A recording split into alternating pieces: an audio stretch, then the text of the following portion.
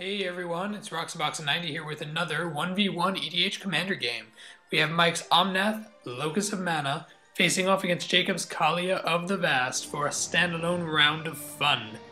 Mike's opening hand included 3 snow-covered forests, a Fintorn Elf, a Llanowar Elf, a Caged Sun, and a Triumph of the Hordes. Jacob's opening hand included an Orzhov Signet, a Clifftop Retreat, a Boros Fury Shield, an Evolving Wilds, a Phyrexian Arena, a Path to Exile, and a single Plains. The game started off with Mike winning the die roll and choosing to be on the play. He chose to play a snow-covered swamp, tapping it to play a Fintorn Elf, and then ended his turn. Jacob drew on his turn and laid down his Evolving Wilds, tapping and sacrificing it to search his deck for a swamp, which he put into play tapped. On Mike's turn, he laid down a Snow Forest, tapping both the lands and the Fintorn Elf to cast Omnath from the command zone. He then passed the turn to Jacob. On Jacob's turn, he put down a Basic Plains, tapping both his lands to cast an Orzhov Signet before ending his turn.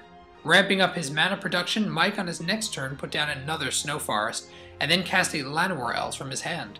He tapped everything to add a total of 3 green mana to his mana pool, storing them via Omnath's ability, turning his commander into a 4/4 beatdown monster.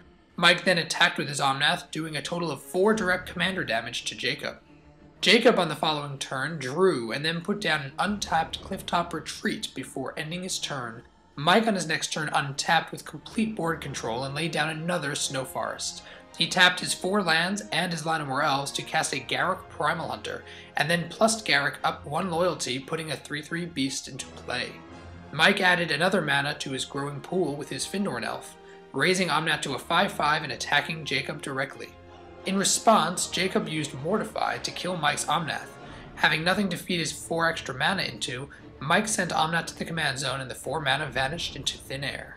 On Jacob's turn, he put down a basic mountain, and tapped 2 to cast Dreadbore, targeting Mike's Garruk Primal Hunter and sending the Planeswalker to the graveyard. Mike untapped on his turn and played another Snow Forest, tapping both his mana dorks and 4 forests to cast a Caged Sun, choosing green as the color choice.